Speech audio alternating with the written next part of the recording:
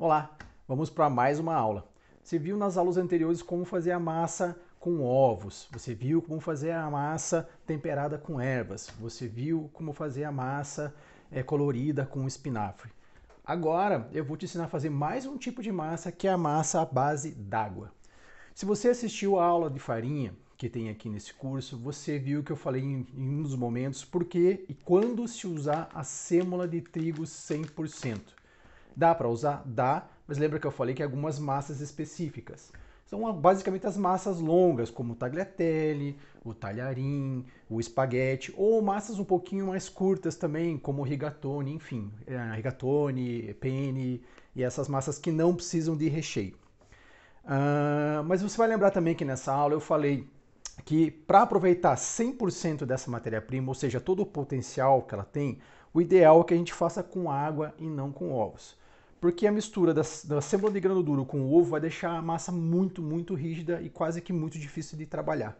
Então agora eu vou ensinar para vocês como fazer ela à base d'água e depois eu mostrar todos os outros processos, ok?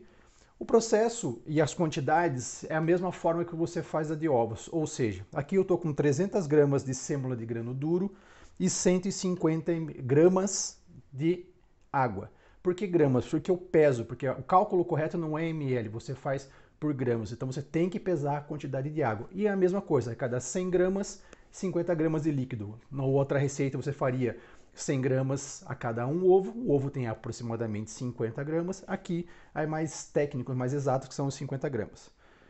Você também, na hora de começar a fazer, que a gente vai ver, não precisa colocar toda a água de uma vez, porque tem certas coisas que influenciam na farinha, ou seja, aqui no caso na sêmola, que é a umidade do ar, temperatura do dia, enfim, às vezes até a maneira como ela foi acondicionada no supermercado ou onde você compra ela. Então eu vou colocar toda a farinha ali e vou colocando água aos poucos para ver se vai chegando ao ponto e ver se vai precisar de mais ou de menos água. Mas a princípio é, a cada 100 gramas de sêmola de trigo, 50 gramas de água, ok? Vamos lá? Eu vou começar aqui. Vou colocar primeiro todas as 300 gramas da minha sêmola de trigo. Eu vou usar a batedeira para a gente ganhar um pouco mais de velocidade, tá bom, pessoal? Eu vou baixar aqui. E agora eu vou ligar numa velocidade bem baixa e vou adicionando a água aos poucos para ver o ponto, ok? Vou colocar a metade da água, mais ou menos que eu tenho aqui separado.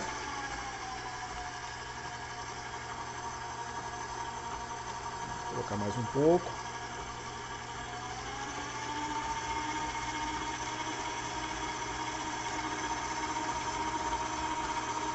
Mais um pouquinho.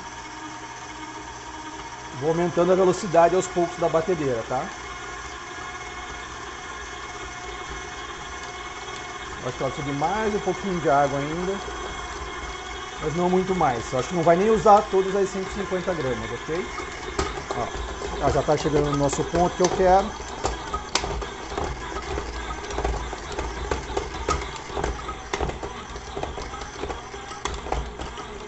Ok.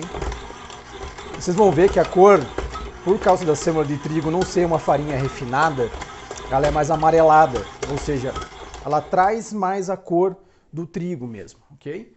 Então, ó, chegou no ponto que eu queria, você viu, eu não usei todas as 150 gramas de água. Ó, tá aqui a nossa massa. Vou dar uma finalizadinha na mão para ver se eu vou precisar adicionar um pouco mais de água ou não, ou se eu preciso adicionar um pouco mais de sêmola de trigo, se ela ficou muito úmida. Ó, como eu disse, hoje o clima, essa aula está sendo gravada em Curitiba e hoje o dia ele está um pouco nublado, então está um pouco úmido. Você vê que eu não usei todas as 150 gramas e eu acho ainda que podia ter um pouco mais de farinha. Eu acho que ela ficou um pouco úmida, mais úmida do que eu precisaria. Eu tenho duas opções agora. Eu posso voltar aqui para a máquina e colocar mais um pouco, que é o que eu vou fazer.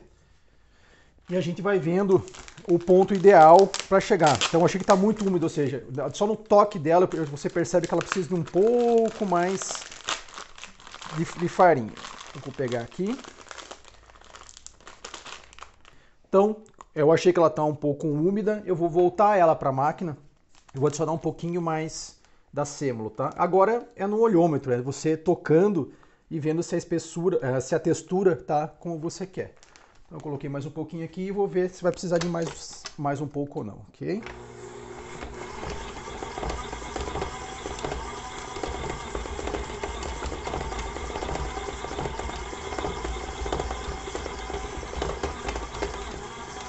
vai batendo, já está incorporando o restante da semolina, da sêmola de grano duro.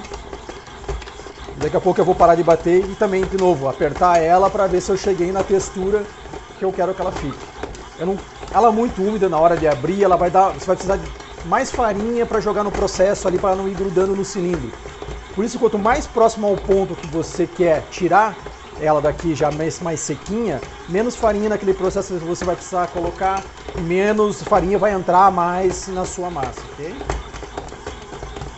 Vou aqui dar uma olhada, eu vou tirar aqui para ver se chegou no ponto que eu queria.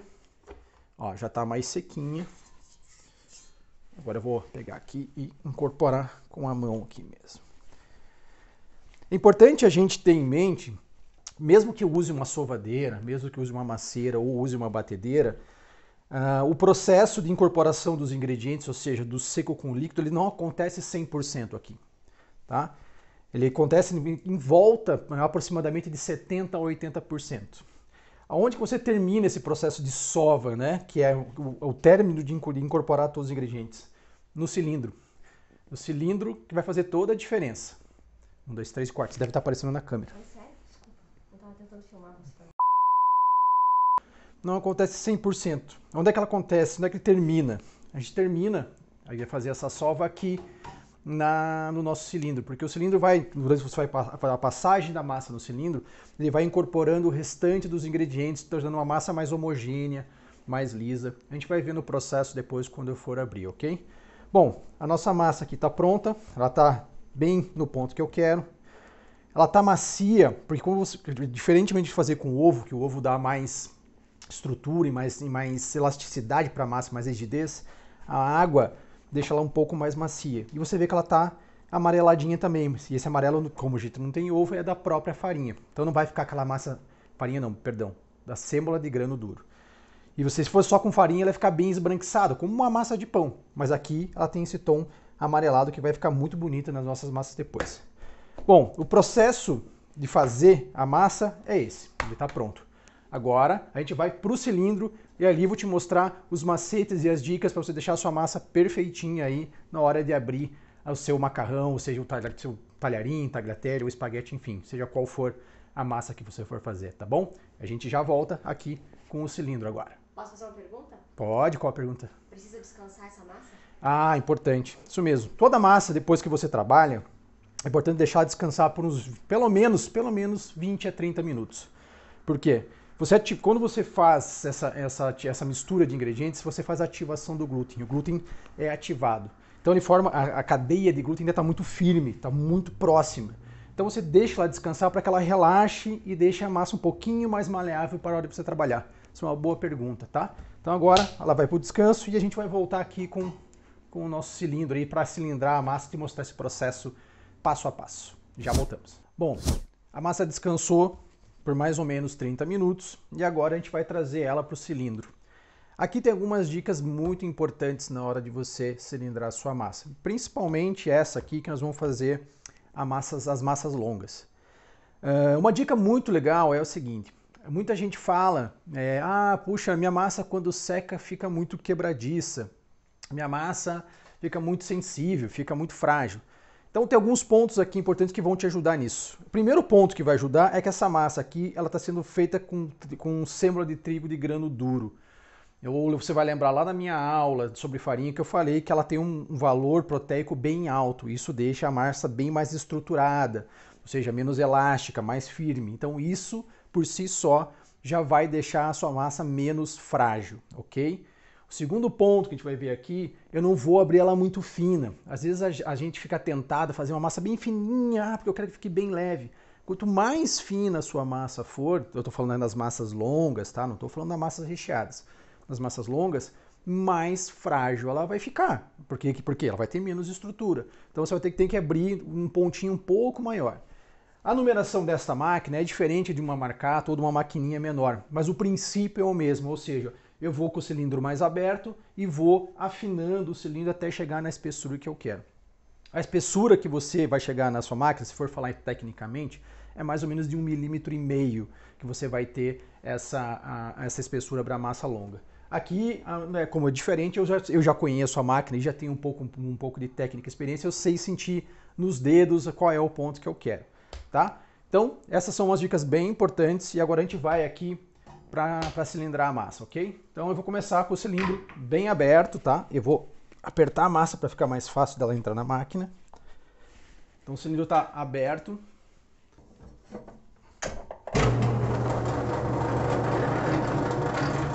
Eu vou apertando o cilindro, né? Vou diminuindo os espaços entre eles e a massa vai esticando. Ó, percebi que ela está um pouco úmida, então eu vou precisar de um pouco de farinha nesse processo aqui para ir abrindo.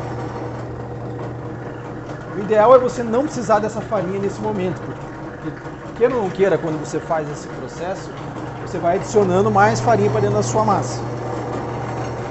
O ideal é que ela já saia da batedeira na textura ideal, mas acontece. Mais farinha.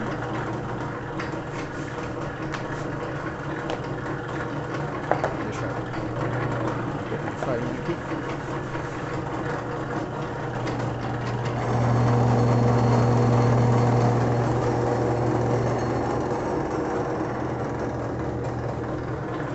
Eu vou dobrar ao meio, dobrar mais uma vez, para que todo o processo da solda seja finalizado aqui. Abro mais um pouquinho o cilindro, vamos de novo. Uma.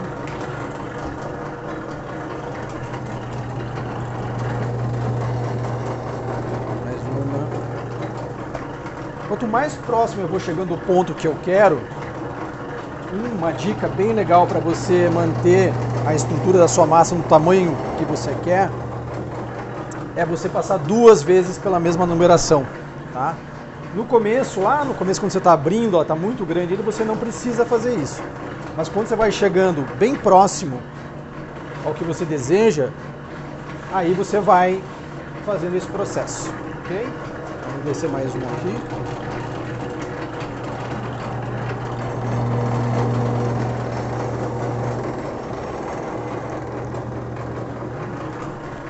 Eu vou dobrar pela última vez.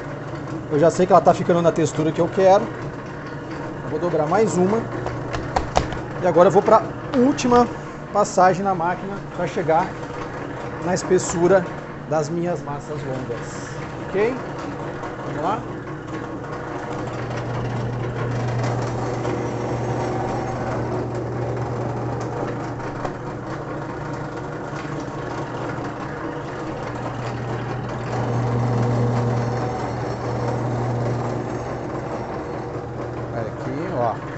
Ficando linda, lisinha a nossa massa, tá bem lisinha, não tem nenhum ponto de farinha mais nela, então ela tá chegando aonde eu quero.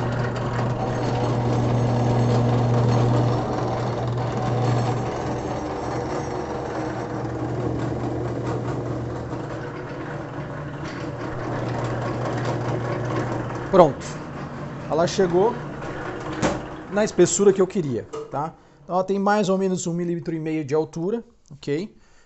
Ela ficou mais úmida do que eu esperava, talvez pela condição do clima hoje aqui, como eu comentei no início do vídeo. Então eu estou adicionando um pouquinho mais de farinha para que ela não grude, tá?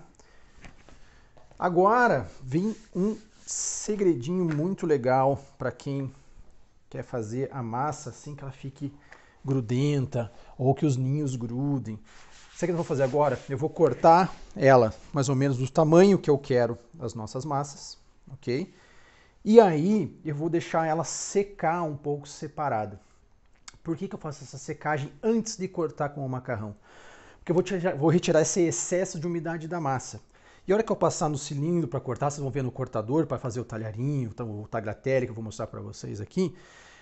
Você vai perceber que quando ela estiver mais sequinha, menos úmida possível, mais fácil de você montar o ninho e mais fácil dela secar sem grudar no final.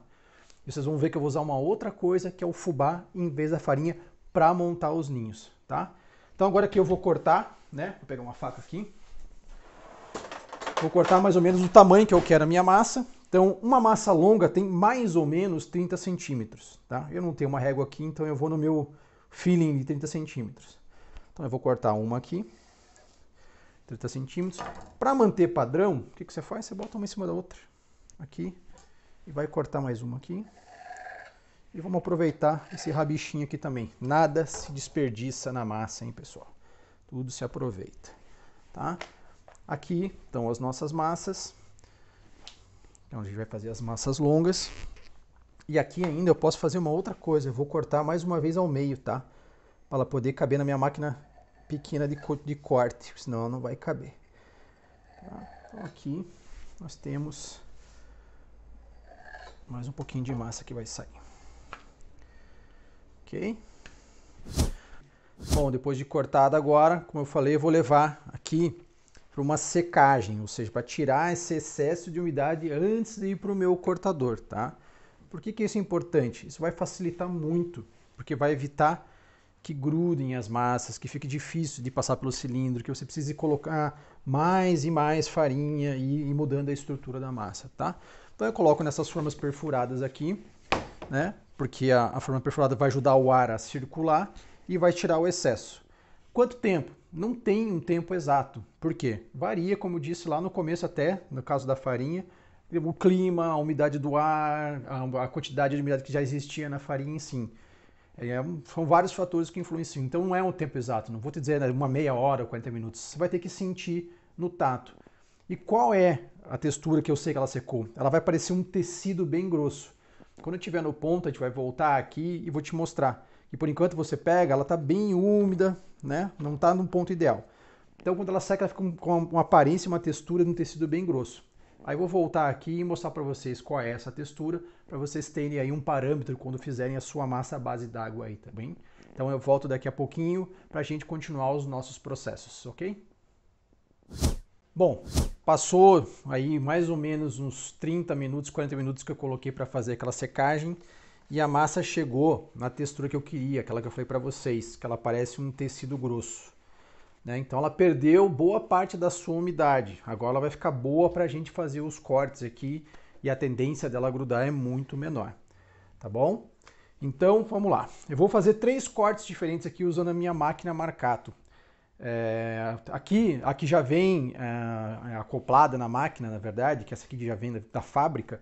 Ela tem o corte Tagliatelle e o corte do Linguine. Eu vou fazer o Tagliatelle aqui, eu vou fazer o Regianette, que é um corte completamente diferente, é um pappardelle, como se fosse um pappardelle, só que com uns acabamentos diferentes.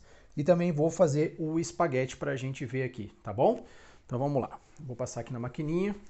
Como ela já está numa textura que eu falei que parece um tecido grosso, ela já perdeu o excesso de umidade, é bem provável que eu não precise de farinha aqui na hora de cortar, tá? Então vamos lá, ó.